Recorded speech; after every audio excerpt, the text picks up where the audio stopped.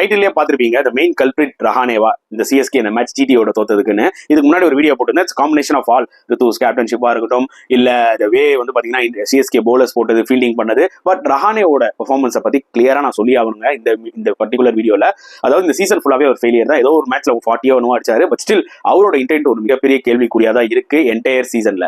ஏன்னா first batting விளையாடுறாங்க, power பிளேல அந்த ஒரு இம்பார்ட்டன்ஸ் சிஎஸ்கேக்கு கிடைக்காத முக்கியமான காரணம் ரஹானேவோட பேட்டிங் தான். And at the same time அவர் பால் சாப்பிட்டுட்டும் அவுட் ஆயிடுவார். அது இன்னொரு விஷயம். ருத்துராஜ் கைக்வாட் அதை பண்றாருன்னா அட்லீஸ்ட் ஒரு பெரிய இன்னிங்ஸ் ஆடி 170 180 ஸ்ட்ரைக் ரேட்ல முடிப்பாரு. ஆனா ரஹானே அதை பண்ண மாட்டேங்கிறார். லாஸ்ட் இயர் ரஹானே 2.0 சல்யூட் அடிச்சிட்டு போயிட்டே இருப்பான், அது டவுட் ஆயிடுது. இந்த வருஷம் அவருக்கு இன்டென்டே கிடையாது. ஏன் இவ்வளவு பேக் பண்றாங்கன்னு சத்தியமா புரியல.